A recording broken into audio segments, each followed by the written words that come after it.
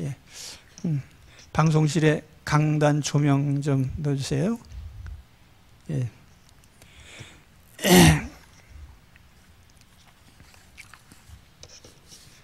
자, 성도다움에 대하여라는 제목을 붙였습니다. 3절에 보면은 이는 성도에게 마땅한 바니라 하는 표현이 있죠. 성도다움에 대해서 우리 앞서서 우리 그리스도인의 개인적인 성화의 문제를 계속해서 다루고 있습니다. 직전에는 우리가 사랑으로 행하라 하는 말씀을 했었고, 또 성령을 근심하게 하지 말라 하는 말씀도 나눴습니다. 우리가 성도답다는 것은 두 가지 측면에서 생각해 볼 수 있습니다. 하나는 성도니까 정말 성도다워야 된다라고 하는 의미도 있고, 또 다른 측면에서 보면 오늘 말씀에도 나오지만 성도답지 못할 때에 우리가 천국의 축복을 누릴 수가 없습니다. 오늘 말씀에는 하나님 나라를 기업으로 받을 수 없다 이렇게 말씀을 하죠. 이건 아주 현실적이고 중요한 문제입니다. 우리가 하나님 자녀라는 명분을 갖는 것이 중요한 게 아니라 정말 하나님 자녀답게 천국의 축복을 누려야 될 것입니다. 그런데 그것이 우리의 성도다운 행위에 달려있다는 것이죠. 오늘 말씀에 성도에게 마땅한 이런 규절이 나오는데, 성도들에게 어울리는, 이런 이제 성도들에게 걸맞는 이런 표현입니다. 근데 이 규절은 약간 뉘앙스가 있는 규절이에요.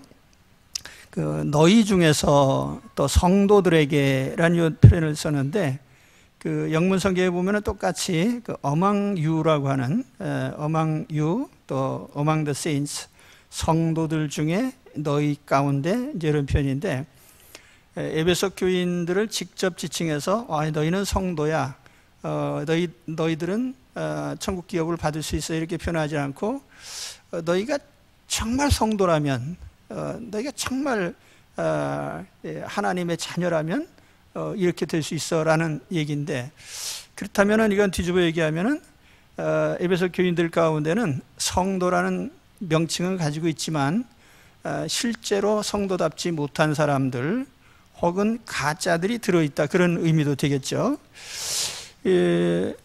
성도다운 모습이 없을 때 그냥 모양새만 나쁜 게 아닙니다.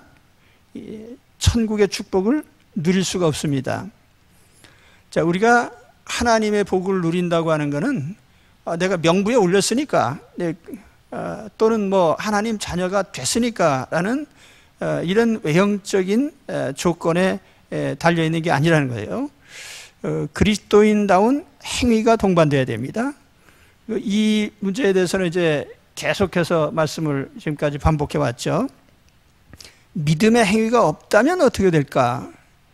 5절 말씀에 다시 한번 그 5절을 보면은, 여기 이제 그 영문 성경에 보면은, 누구도 그리스도의 나라, 하나님의 나라에서 상속받을 수 없다, 상속받을 게 없다, 그런 말이에요.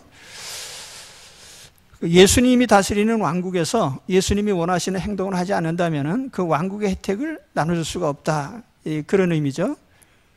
그러므로 우리가 다시 한번 결단할 것은 우리가 하나님의 자녀다운 모습으로 돌아와야 되고, 그러기 위해서 하나님의 자녀답지 못한 것들은 버려야 됩니다.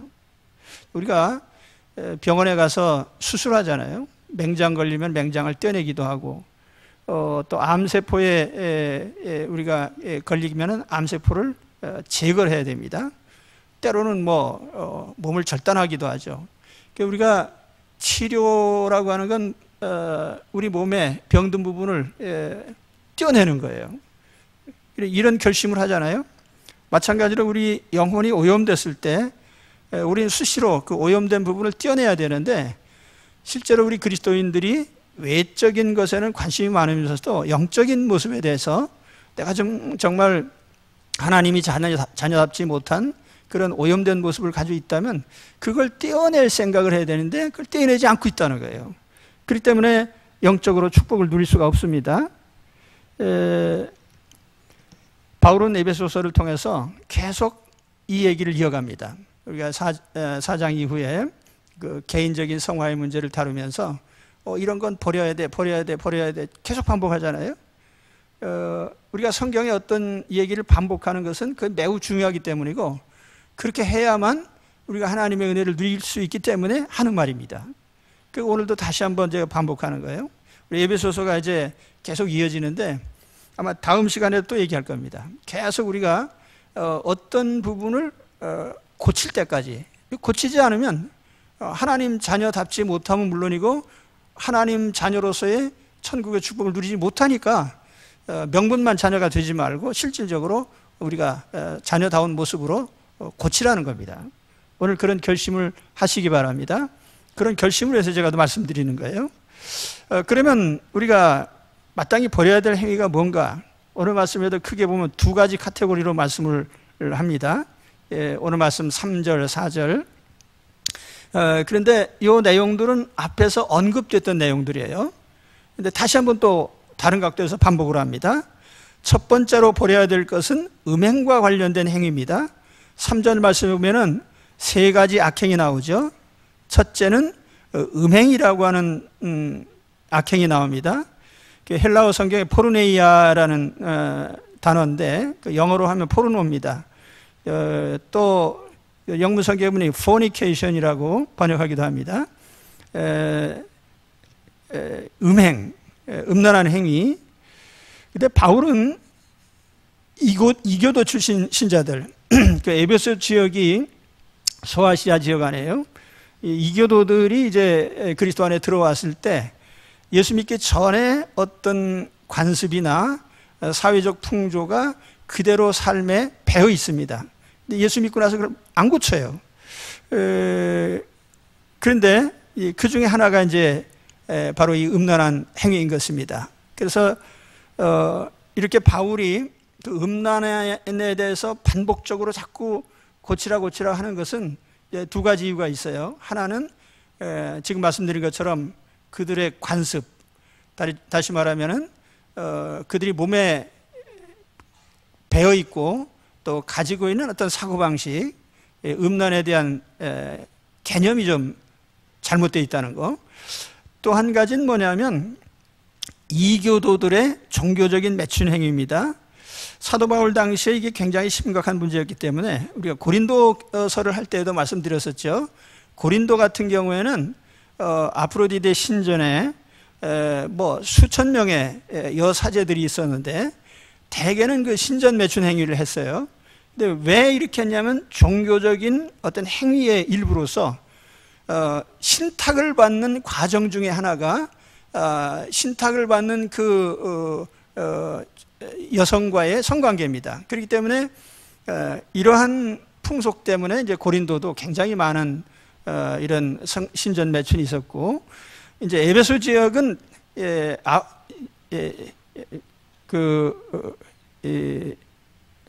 금방 떠오르지 않네요. 아테미스 이제 같은 신이에요. 그 아프로디테 뭐 또는 이제 소아시아 지역에 가면은 이 아테미스 이렇게 부르기도 하는데요. 이런 신전 매춘 행위, 이런 것이 있기 때문에 그들이 성에 대한 개념이 아주 느슨합니다.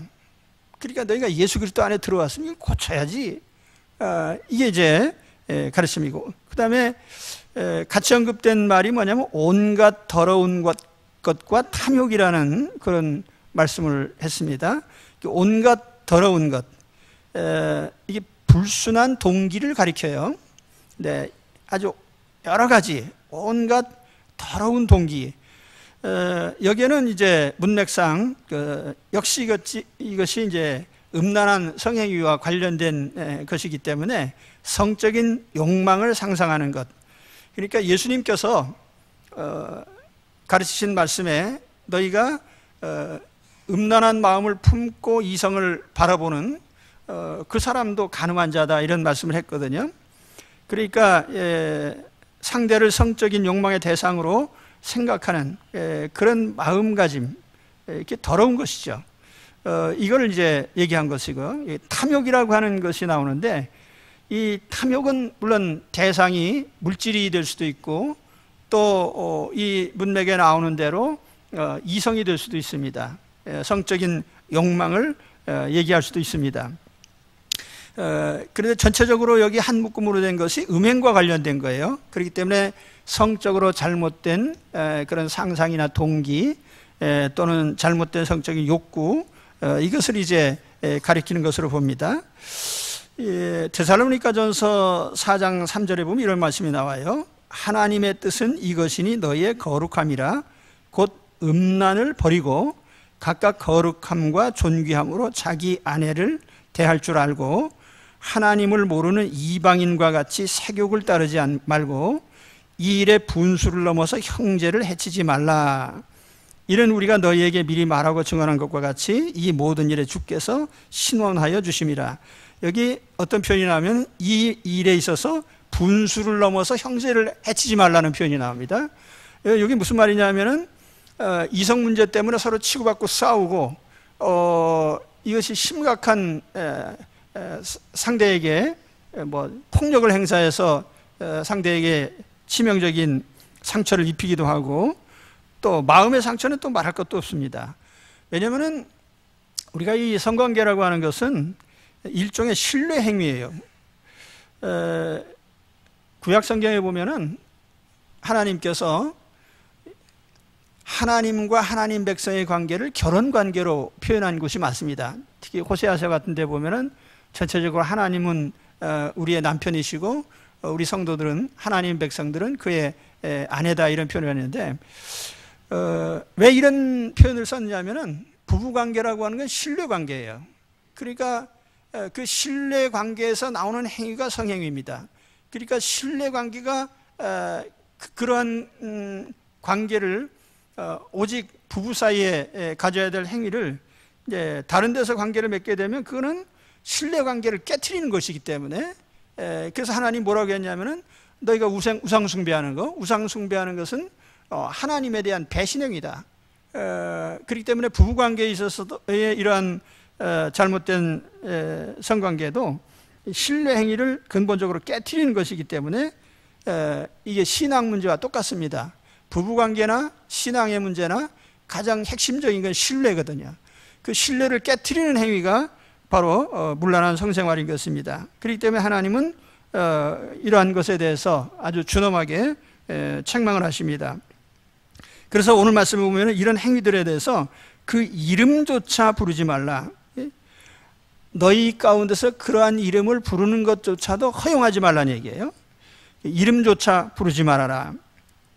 그렇다고 해서 이 성에 대한 어떤 언급이나 뭐 이런 걸 일치하지 말라, 이런 의미는 아니에요. 왜냐하면 바울도 지금 이 성에 대한 얘기를 하고 있잖아요. 여기서 가장 중요한 것은 어떤 성을 주제로 한 이야기 중에 잘못된 것들이 있어요. 이 잘못된 것들을 퍼뜨리는 경우가 있습니다. 예를 들면 이제 동성애와 같은 것들인데, 제가 어느 신문을 보고 아주 깜짝 놀란 적이 있어요. 거기에 제목이 어떻게 붙어 있냐면은 성경에 동성애에 대한 반대는 없다. 그분이 가지고 있는 성경이 내 성경하고 다른지 같은지 잘 모르겠는데, 궁금하시면 레위기 18장을 읽어보십시오. 하나님이 우리가 성관계를 맺어서는 안 되는 대상이나 그 잘못된 성관계에 대해서 아주 세세하게 기록했습니다. 레위기 18장 보세요. 집에 가셔서 궁금하시면.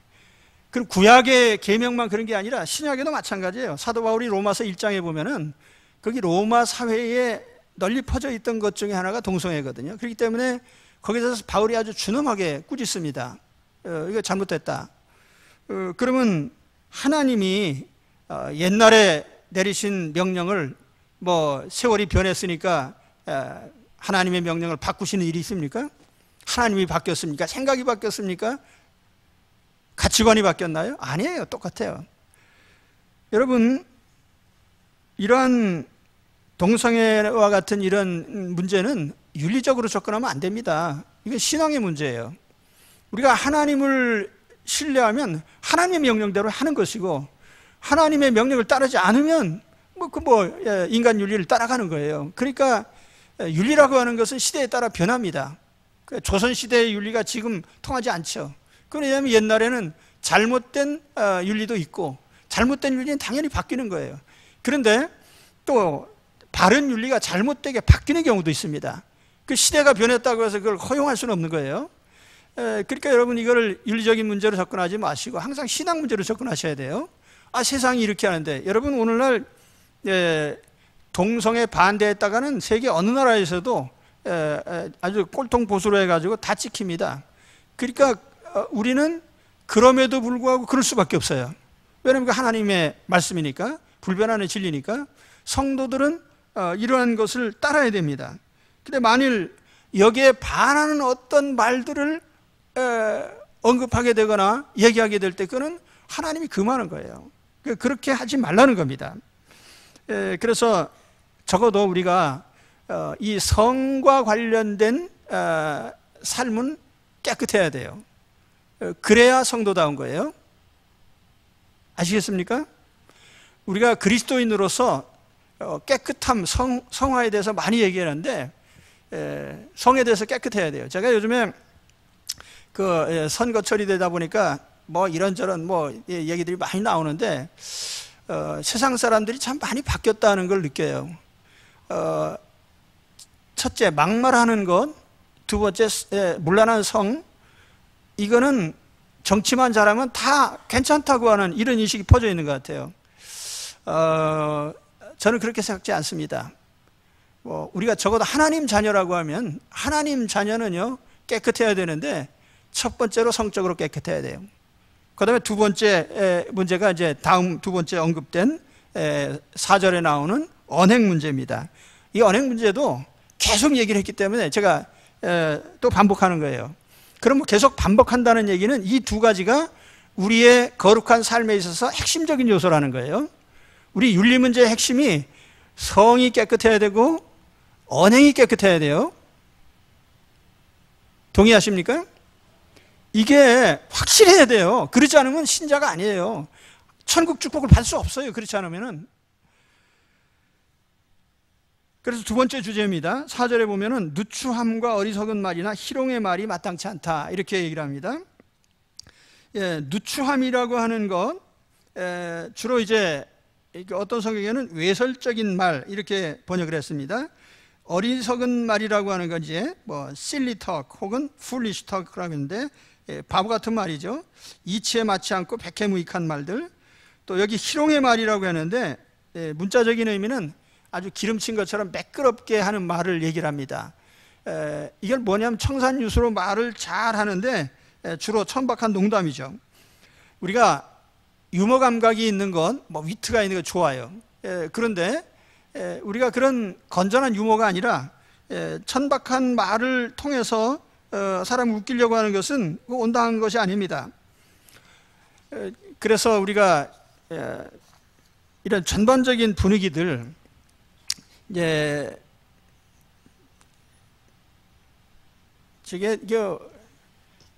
대중매체에 대한 해악이 참 많은데, 제가 그거를 일일이 다 언급하기는 힘들고, 그래도 가끔 제가 꼭 얘기를 하는 것인데, 이 대중매체가 이제 보편화되고 모든 사람들이 이런 미디어에 접촉을 하다 보니까 이 문화라고 하는 게 그래요. 악화는 양화를 구축한다는 그 경제적인 속담이 있잖아요. 그처럼 저급한 문화가 항상 고급 문화를 항상 압도해 가는 것이 대중매체의 특징입니다.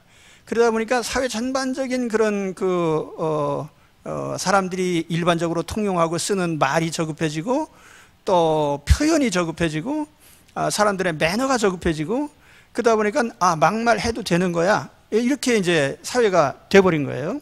또 성 문제, 개인적인 문제니까 얘기할 거 없어, 이렇게 되는 거죠. 근데 그렇지 않습니다.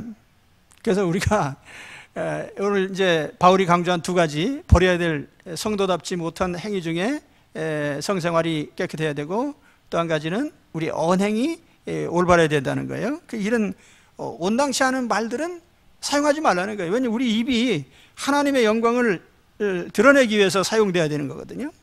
그런데 오늘 말씀에 오히려 감사하는 말을 하라, 이 표현이 나옵니다. 그러니까 너희가 사람 웃기기 위해서 막 천박한 말 막 안 해도 괜찮아. 그 말 하는 대신에 오히려 감사하다는 말을 해봐라. 실상 사람의 마음에 기쁨을 주는 거, 막 어떤 천박한 농담을 듣고 잠깐 기뻐할 수는 있어요. 근데 오래 지속되는 건 아니에요. 근데 우리가 누구에게 감사를 표현했을 때 그 감사가 주는 기쁨은 그건 오래 가는 겁니다. 우리 삶의 생동감을 느끼게 하고 생명력을 불어넣는 아주 좋은 말이죠. 그러니까 이런 우리가 온당치 않은 농담을 할 바에는 차라리 고맙다, 감사하다 이런 말을 하라는 거예요. 하나님께 대해서도 감사의 말씀을 드리고 우리 서로 피차에게도 감사의 말을 해야 돼요. 그렇죠? 근데 아이들이 초등학교 이제 저학년 때까지는 말이 곱습니다. 근데 고학년으로 올라가게 되면 말이 험악해지기 시작해요.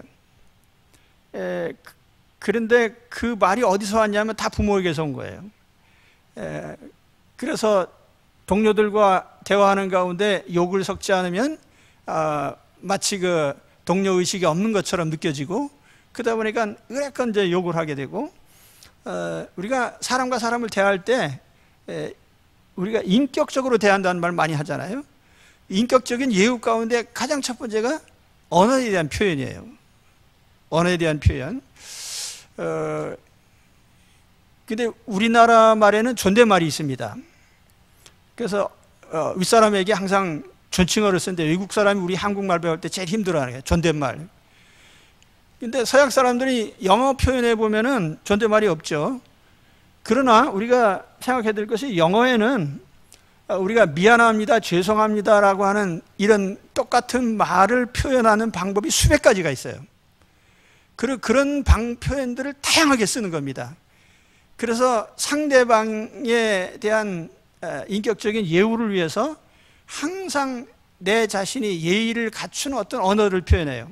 그러니까 영어에도요, 똑같은 말이 아닙니다. 가장 가까운 사람에게 하는 아주 친근하고 편안한 말들이 있어요. 하나 그레이드 따지자면 한 3급 정도 되는 말. 그 다음에 평상적으로 일반적으로 가진 매너로 쓰는 말이 있습니다. 그리고 고급 언어가 있습니다. 아주 예를 갖춘 그런 표현이 있어요. 그러니까 영어에도 보면은 예를 갖춘 표현이 있고 평상적인 말이 있고 동료들끼리 쓰는 그런 저급한 또 표현들이 있습니다. 그러니까 우리가 언어라고 하는 것은 반드시 그 말을 통해서 상대방의 어떤 예우를 하게 돼 있다는 거예요. 말을 통해서. 그 왜 우리가 언어를 저급하게 쓰느냐? 아주 급을 낮추는 거예요. 너는 쌍놈이야, 그런 뜻입니다. 막말을 하는 것은. 그래서 우리 하나님 자녀들은 오히려 감사하는 말을 해야 돼요. 감사하는 말. 정말 고맙습니다. 감사합니다. 그죠? 연습을 아내가 잘 못하십니까?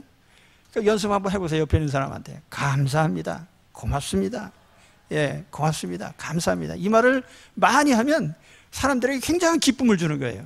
그러니까 아주 변변찮은 농담 10마디 하는 것보다 감사합니다 한마디 하는 게 훨씬 더 기쁨을 주고 오래가게 하고 마음에 새기고 그렇다는 거죠. 관계가 더 나아지고. 예. 자, 그러면 이제 5절 말씀에 보면은 이 부분에 대한 결론이 나옵니다. 만일 우리가 그러면 이 음란한 행위들을 버리지 못하고 우리 혀가 정화되지 못한다면 그럼 어떻게 되느냐? 그렇다면 우리가 우상숭배자 취급을 받을 수밖에 없다는 거예요. 그렇죠? 그래서 오늘 말씀에도 나옵니다. 탐욕은 우상숭배다. 욕망대로 사는 것은 그건 우상숭배자와 똑같다는 거죠. 재물이든 성적 욕구든지 그 욕망에 사로잡히게 되면 결국 그 욕망의 지배를 받게 돼요. 그 우리가 욕망이라고 하는 건 제어를 해야 될 대상이지 따라야 될 대상이 아니에요. 만약 그걸 따르게 되면 하나님 대신 자리 잡고 있는 것이니까 우상이죠. 그렇게 될 때 결과적으로는 우상 숭배자가 받는 게 뭐죠? 그건 지옥이 천국이 아니에요. 그러니까 우리가 이러한 행위들을 정리하지 못할 때 우리가 천국 축복을 받기는 곤란하다는 겁니다. 너희도 정녕 이것을 알거니와 음행하는 자나 더러운 자나 탐하는 자 곧 우상 숭배자는 다 그리스도와 하나님의 나라에서 기업을 얻지 못한다. 기업이라는 건 상속재산이에요. 제가 이 말씀을 보면서 마음에 여러 가지로 생각해 봤어요. 여러분, 나중에 천국 가셔서 누릴 축복에 대해서 생각하고 계십니까? 근데 제가 볼 때는 천국에 가서 누릴 축복에 대해서는 많이 생각 안 하셔도 돼요. 그건 다 천국에 만일 가실 수만 있다면 천국 간 후의 일이야 우리가 미리 생각할 게 뭐 있어요? 천국 간 다음의 문제인데, 안 그래요? 그러니까 어떻게 보면은 이 현세에 살아있는 동안에 누리는 천국의 축복이 더 중요한 거예요. 그렇지 않습니까? 우리가 천국의 복이라고 하는 건 내세에 받을 복도 있고 현세에 받을 복도 있어요. 그렇지 않습니까? 여러분, 예수 믿은 다음에 하나님 자녀가 됐는데 그 나중에 천국 가는 것만 가지고 기뻐하며 사시겠습니까? 아니면 현세에서도 하나님 자녀다운 천국의 축복을 누리시겠습니까? 70년간 보류했다가 누리시겠어요? 나중에 천국 간 다음에? 그렇지는 않다고 생각해요. 우리가 천국의 기업이라고 하는 게 내세에 받을 것도 있고 현세에 받을 것도 있습니다. 근데 천국에 갈 수 있는 사람들은 내세에 관한 문제는 걱정할 것도 없어요. 천국에서 불행할 일은 없잖아요. 그렇잖아요. 그러니까 현세에서 우리가 살아가는 동안에 어떻게 천국의 축복을 누리냐는 것인데, 현세에 살아가는 동안에 우리가 누리는 천국의 축복은 두 가지예요. 하나는 영적인 것이고 하나는 물질적인 것이고 외형적인 것입니다. 그 영적인 것이라는 건 우리의 마음의 평안이라든지 기쁨이라든지 위로라든지 소망이라든지 하나님께 대한 신뢰라든지 이런 내면적인 것들이죠. 그렇죠? 삶의 의욕이라든지 그런 것들이에요. 우리 속에 있는. 그런데 외형적인 것들은 뭐죠? 물질적인 것들. 우리 육신의 건강의 문제 혹은 뭐 대인관계나 가정생활에 여러 가지 사회적인 물질적인 풍요로움이라든지 뭐 여러 가지 있을 수 있어요. 그런데 우리가 하나님의 자녀답게 변하지 않으면 이런 걸 누릴 수 없다, 그런 얘기예요. 이 부분이 아주 심각한 거예요. 그래서 제가 이 말씀을 보다 보니까 그래, 우리가 천국 간 이후에는 걱정할 게 하나도 없어요. 천국 갔는데 뭐가 걱정이 있어요? 그러니까 이 땅에 사는 동안에 우리가 하나님 자녀로서 어떤 천국의 축복을 누리는데 영적인 것도 누리고 외형적인 것도 누리고 그러는데 거기에 있어서 중요한 문제는 우리가 하나님 자녀다움을 지키는 것이죠. 하나님의 자녀다움이 없을 때 천국의 기업이 무슨 소용이 있겠느냐. 그러니까 하나님은 오늘 이런 말씀을 하신 거예요. 천국의 기업을 누릴 수가 없다. 사도 바울이 에베소 교인들에게 이 얘기를 할 때 에베소 교인들 가운데 대다수를 성도로 여기는 겁니다. 너희가 성도잖아. 그러면 성도이기 때문에 천국 축복을 누려야 되는데 네가 성도답지 못한 행위를 하니까 하나님 나라의 기업을 누리지 못할 거 아니냐. 나는 바울이 내세 문제만을 언급했다고 생각지 않습니다. 자, 이 부분을 우리가 심각하게 생각하셔서 오늘 버리라고 한, 정리하라고 한 두 가지 측면의 성결을 이루시기 바랍니다. 우리의 성적인 문제, 또 하나는 언행에 관한 거. 그 다음 절로 가서 이제 바울이 대인관계 문제에 있어서 중요한 두 가지를 또 얘기를 합니다. 내 자신이 잘못을 고치는 것도 중요한데 내가 관계하고 있는 대인관계에서 정리할 사람들이 있어요. 이 문제에 대해서 이제 두 가지를 얘기를 합니다. 예를 들어서 음란한 행위를 하고 더러운 말을 하고 나쁜 말을 하고 속이는 사람들을 어떻게 대할 거냐.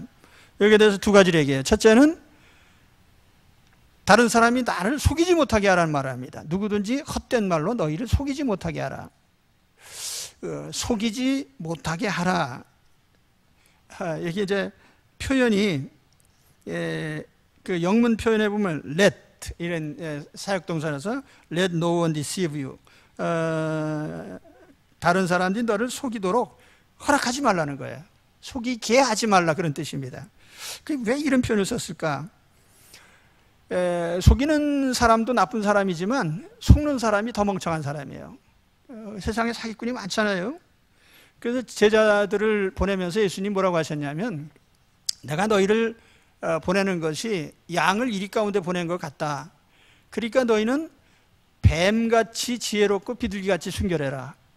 그러니까 이 악한 자들 속에서 살아남는 두 가지 우리의 중요한 본성이 뭐냐면 순결과 지혜입니다. 그러니까 악한 자들보다 사실 더 지혜로워야 돼요, 우리가. 그렇죠? 그렇다고 하면 사기꾼보다 더 지혜로워야 되는 거예요. 속지 말아야 되는 거예요.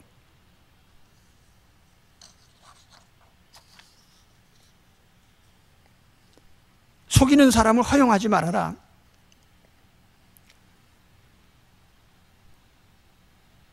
이게 상당히 의미심장한 말이에요. 요즘 세상에 속이는 사람 지천에 있잖아요. 남 속이는 사람이 한둘입니까? 근데 이런 사람들이 너를 속이도록 허락치 말라는 것은 내 자신이 속지 않도록 대비를 하라는 것이고, 그 속이는 사람들을 곁에 두지 말라는 의미입니다. 사기꾼이 내 가까이서 돌아다니지 못하도록 내버려 두지 마라. 어떤 주석가는 이때에 사도 바울이 영지주의 이단자들을 염두에 두고 이 얘기를 했다, 그런 말씀을 했습니다. 여기 공허한 말로 속이지 못하게 하라 그랬거든요. 이 공허한 말이라고 하는 것이 실효성이 없는 헛된 말인데, 예를 들면 이단 교주가 전파한 말들이에요. 이런 교훈들은 어떤 실효성도 없고 결과도 안 나타나고 우리 삶을 파괴할 뿐입니다. 예를 들어서 바울 당시에 이 소아시아 지역에 퍼져 있던 영지주의라고 하는 게 뭐냐 하면은, 이 사람들은 성경을 경전으로 삼는다고 말은 하지만 성경 내용을 가르친 게 아니에요. 그래서 이 사람들이 예를 들면 구약의 하나님과 신약의 하나님은 다른 하나님이다, 이렇게 가르쳤어요. 또 예를 들면 이원론을 가르치면서 영혼은 선하고 육신은 악하다, 이런 식으로 가르쳤어요. 그렇기 때문에 그럼 하나님의 아들이신 예수님이, 거룩하신 하나님의 아들이 육체를 가지고 오셨다는 것은 받아들일 수가 없는 거죠. 그래서 예수님이 가짜 육체를 갖고 오셨다, 이렇게도 설명하고, 예수님의 육체를 가진 것에 대해서 이 사람들은 부정을 했습니다. 예수님이 육체를 가지고 오신 것에 대해서 두 가지 측면의 극단적인 면이 나타나는데, 하나는 뭐냐면 예수님의 육체는 육체가 아니고 가짜다, 남의 몸을 빌렸다, 이런 표현도 썼고, 또 하나는 뭐냐면 육체라는 건 무의미한 것이기 때문에 육체의 욕망대로 그냥 내버려두면 된다. 그래서 극단적인 방탕주의로 갔어요. 그 이제 성경에 그 내용들이 나옵니다. 사기꾼 중에 가장 큰 사기꾼이 두 가지가 있는데, 첫째는 종교적인 사기꾼이에요. 두 번째는 사상적인 사기꾼입니다.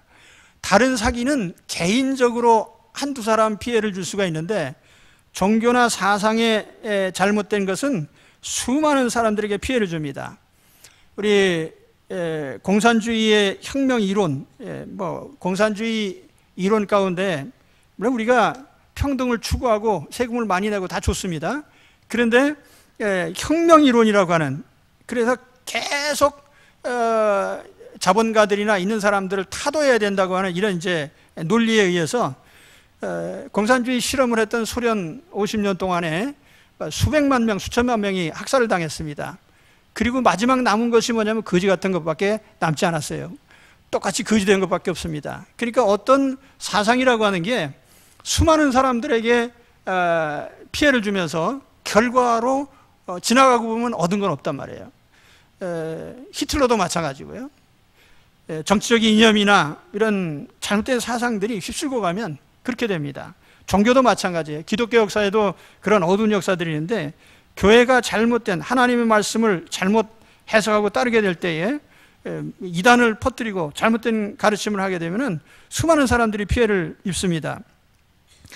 바울 당시에 어떤 이단자들이 아까 제가 말씀드린 것처럼 영혼은 선하고 육체는 악하니까 육체는 육체의 욕구대로 살아도 된다, 이렇게 가르쳤어요. 이 내용이 어디 나오냐면 유다서 1장에 보면은 이런 내용이 나옵니다. 네, 제가 잠깐 인용해 드리죠. 이 사람들은 무엇이든지 그 알지 못하는 것을 비방하는도다. 아는 게 아니라 무식하면서도 남을 비난하는 거예요. 또 그들은 이성 없는 짐승같이 본능으로 하는 그것으로 멸망하느니라. 이성으로 판단하지 않고 본능으로 움직여요. 이 사람들은 원망하는 자며 불만을 토하는 자며 그 정욕대로 행하는 자라. 그 입으로 자랑한 말을 하며 이익을 위하여 아첨하느니라. 이 사람들은 분열을 일으키는 자며 육에 속한 자며 성령이 없는 자니라. 그러니까 이 사도시대 당시에도 이런 고약한 사람들이 나타나가지고 사람들을 잘못된 교훈으로 막 속이는 거예요. 너희들 육체적인 향락대로 살아도 좋아. 육체는 뭐 쓸모없는 거니까. 여기에 넘어가는 사람들이 많았단 말이에요. 오늘날 이 땅에는 많은 이단 사이비가 미신 수많은 사람들에게 영혼의 공포심을 불어넣고 재산을 갈취하고 가정을 파괴합니다. 이단자들이나 잘못된 사상가들은 불순종의 전문가들이에요. 하나님의 뜻을 거스리는 사람들입니다. 당연히 하나님의 진노를 받을 수밖에 없습니다. 그래서 6전 하반절에 보면은 이로 말미암아 하나님의 진노가 불순종의 아들들에게 임하나니, 불순종의 아들들에게 임하나니. 속이는 사람을 방치하면 그들에게 진노가 임할 때에 함께 진노를 당합니다. 롯과 같이 소돔성이 멸망당할 때 같이 망하는 거예요.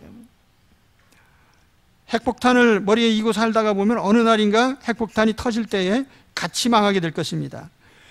우리가 속이는 사람을 허용하면서 속지 않으려고 해봐야 소용이 없다는 거예요. 그래서 그런 속이는 사람들을 곁에 두지 말는 것은 물론이고 속지 않기 위해서 지혜로워져야 돼요. 우리가 하나님께 그걸 늘 구해야 됩니다. 하나님 사기꾼에게 속지 않게 해주세요. 이 세상에 속이는 사람이 너무 많기 때문에 우리는 항상 그렇다고 내가 100% 대비한 거 아니잖아요.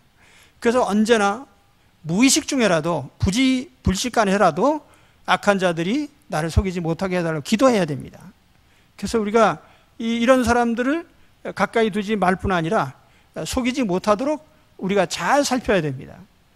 그렇죠? 우리 인생에서 70년 사는 동안에 남에게 속지만 않는다면 그래도 절반의 보존을 할 수가 있어요. 속아서 인생의 많은 부분을 빼앗기는 사람들이 너무너무 많습니다. 그죠? 그러니까 속이지 않도록 속지 마십시오. 속지 마시라고요. 이 얘기 이제 끝내고요. 그 다음에 이제 마지막으로 부탁하는 것은 잘못된 사람들과 함께하지 말라 이렇게 말합니다. 7절에 보면 그러므로 그들과 함께하는 자가 되지 말라. 속이는 사람들 또는 음란한 삶을 사는 사람, 막말하는 사람들, 이런 사람들과 영문 성경에 보면은 참여자가 되지 마라, 파트너가 되지 마라, 협력하지 마라 이런 말들도 번역을 합니다. 인생은 누구와 함께하느냐에 따라서 형편이 달라지는데요. 우리가 어떤 사람과 함께함으로 말미암아 부자가 될 수도 있고 가난해질 수도 있고 평안하고 즐거울 수도 있고 불안하고 괴로울 수도 있습니다. 또 어떤 사람과 함께하느냐에 따라서 높은 지위를 얻을 수도 있고 또 비천해질 수도 있습니다. 그래서 우리가 사람을 잘 만나야 되는데 이게 사람 만나는 것이 사실은 우리에게 있어서 많은 행복을 좌우합니다. 배우자를 잘 만나면 평생 행복한 가정생활을 할 수 있죠. 비즈니스 파트너를 잘 만나면 돈도 잘 벌고 또 부자로 살 수 있습니다. 우리가 친구를 잘 만나게 되면 평생 외롭지 않게 삶을 나누면서 살 수가 있어요. 그리고 우리가 교회에서는 목회자를 잘 만나야 바른 신앙생활을 할 수 있습니다. 또 그 밖에도 우리가 세상 여러 가지 살아가면서 좋은 사람을 만나야 내 삶에 항상 득이 되고 혜택이 되고 도움이 되죠. 나쁜 사람 몇 차례 만나면은 거덜납니다. 근데 여기 중요한 게 있어요. 좋은 사람이든지 나쁜 사람이든지 그들을 선택하는 것은 내 몫이란 말이에요. 내 곁에 어떤 사람을 둘 거냐 하는 건 내가 결정하는 거예요. 그렇지 않습니까? 그렇기 때문에 우리가 이거 재수 없어서 나쁜 사람 만났네 이게 아니고 내가 어떤 안목으로 사람을 보느냐에 따라서 이게 결정이 되는 겁니다. 그래서 저는 살아가면서 제가 보는 관점이 하나 있습니다. 그건 이제 이 사람의 진실성이라든지 또 그 사람의 어떤 신의가 있는 것인가, 그래서 제가 몇 가지 보는 항목이 있어요. 이 사람이 진실한 사람인가, 신의가 있는 사람인가. 그리고 나서 일단 택하면 평생 갑니다. 뭐 내가 개인적인 친구든지 간에 목회적인 동반자든지 간에 모든 사람들 마찬가지예요. 저는 신자한 사람이 등록하면 평생 같이 갈 걸로 완전히 생각합니다. 뭐 부득이한 경우도 있지만은 왜냐면 우리의 관계라고 하는 것이 한두 번 보다 말다 헤어지다 그런 게 아니잖아요. 천국까지 같이 가야 되고 그렇기 때문에 우리가 여기 중요한 덕목이 진실하고 신의가 있어야 된단 말이 그 말입니다. 아무튼 간에 우리가 어떤 사람을 택하는 것이 뭐 우리 세상 살다 보면 돈벌이 잘 되니까 돈만 보고 택할 수도 있고 외모만 보고 택할 수도 있고 무엇을 보고 택하느냐에 따라서 어쨌든지 간에 그 대가를 얻습니다. 그러니까 오늘 이런 선택을 잘 해야 된다는 거예요. 누구를 파트너로 삼을 거냐, 누구를 협력자로 삼을 거냐, 누구와 함께 할 거냐. 사도 바울은 고린도 교인들에게 보낸 편지 가운데 이런 말씀을 했습니다. 너희는 믿지 않는 자와 멍해를 함께하지 말라. 의와 불법이 어찌 함께하며 빛과 어둠이 어찌 사귀며 그리스도와 벨리알이 어찌 조화되며 믿는 자와 믿지 않는 자가 어찌 상관하며 하나님의 성전과 우상이 어찌 일치가 되리요. 우리는 살아계신 하나님의 성전이라. 이와 같이 하나님께서 이르시되 내가 그들 가운데 거하며 두루 행하여 나는 그들의 하나님이 되고 그들은 나의 백성이 되리라. 그러므로 너희는 그들 중에 나와서 따로 있고 부정한 것을 만지지 말라. 내가 너희를 영접하여 너희에게 아버지가 되고 너희는 내게 자녀가 되리라. 전능하신 주의 말씀이니라. 그러니까 이게 우리가 함께 해야 될 사람들이 있고 함께 해서는 안 되는 사람들이 있어요. 사회생활을 하다가 불가피하게 만나기 싫은 사람들과도 만날 수밖에 없는 상황이 있습니다. 그러나 가능하다면 내 삶에 피해를 줄 것이 뻔한 사람을 가까이 둘 필요가 없는 거예요. 우리가 이런 사회관계망이라고 하는 게 가로세로 많이 얽혀 있잖아요. 근데 너무 많은 쓸데없는 관계를 맺고 있는 분들이 있어요. 여러분 정리를 하셔야 됩니다. 내게 유용한 관계로 바꾸셔야 돼요. 저는 실효적이고 또 실질적으로 내가 삶을 동반할 수 있고 그것이 뭐 가족이 됐든 친구가 됐든 뭐 이웃이 됐든 마찬가지예요. 항상 그런 사람들과 함께 합니다. 어차피 우리가 세상 모든 사람들과 다 친구가 될 수는 없어요. 그렇지 못할 사람들이 많기 때문에요. 오늘 이 점에 대해서 한번 주변을 돌아보시고 정리하시기 바랍니다. 카톡방에 너무 많은 친구가 있는 분들이요. 별로 쓸데도 없고요. 끊어버리면 그만인 사람들. 저는 카톡 안 합니다. 근데 이제 내가 너한테 카톡으로 보냈으니까 봐라 그럴 때만 봅니다. 그러지 않고는 안 봅니다. 스위치가 꺼지는 순간에 끊어지는 관계죠. 주일날 골프 치고 낚시하러 가자고 하는 친구들이. 신앙생활 하기가 참 힘들잖아요. 하나님을 선택할 것인지 결정하셔야 돼요. 묻지마 관광 자주 가는 사람들이, 원망 불평 많고 욕만 하는 사람들이, 우상숭배자, 미신 점쟁이 추종자, 잘못된 사상가, 염세주의자, 비관주의자, 자살 사이트 운영하는 친구, 이런 사람들 프렌드로 뒀다가는 이제 좋을 일이 별로 없어요. 가능하다면 최소한으로 엮이도록 관계를 조정하셔야 됩니다. 부득이하지 않은 경우라면 이런 사람들과 함께하지 말아야 됩니다. 곁에 있는 사람 정리를 잘해서 우리가 천국 생활을 누릴 수 있어야 됩니다. 오늘 그러니까 사도 바울이 오늘 이 말씀을 통해서 우리에게 주는 메시지가 분명합니다. 다시 한번 오늘 말씀을 정리해 보면은 우리가 성도다워야 됩니다. 근데 성도답다는 것은 우리가 성도답게 살아야 된다는 의미도 있지만 성도답지 않으면 하나님 나라 기업을 우리가 받지 못한다고 하는 하나님이 주시는 축복을, 천국의 축복을 누리지 못한다고 하는 실질적인 문제가 여기에 담겨 있습니다. 그래서 오늘 우리는 교회 다니는 신자, 처치 고어입니다. 교회 가는 사람 그냥, 예? 또 뭐 그냥 명목상 예수 믿고 세례 받았어 하는 명부상에 올라있는 신자, 그게 아니라 우리가 하나님의 자녀답게 자녀다운 행동을 하는 그런 사람이고, 그래야 우리가 천국의 축복을 현세에서도 누릴 수 있습니다. 영적인 것, 물질적인 것, 육신적인 것 마찬가지입니다.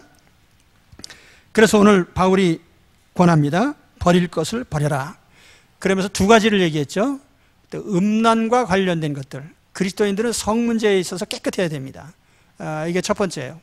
또 한 가지는 언행과 관련된 겁니다. 그리스도인들은 그 말, 언행이 성결해야 돼요. 그렇죠? 예. 언행이 성결해야 돼요. 그래서 이 두 가지를 정리를 잘 하시면, 그럼 천국 생활 할 수 있다는데요. 그거 왜 못 버립니까? 두 가지 정리 잘하면 천국 생활 할 수 있다고 하잖아요. 예? 그런데 왜 그거 못 버리냔 말이에요. 그러니까 정리를 하셔야 된단 말이에요. 언행. 그리고 또 한 가지, 인간관계에 대해서 얘기했죠. 예, 속이는 사람들 가까이서 나를 속이지 못하도록 만들어라는 거죠. 또 어떤 사람들과 가까이 하지 말고, 파트너가 되지 말고, 협력자가 되지 말고, 그렇죠?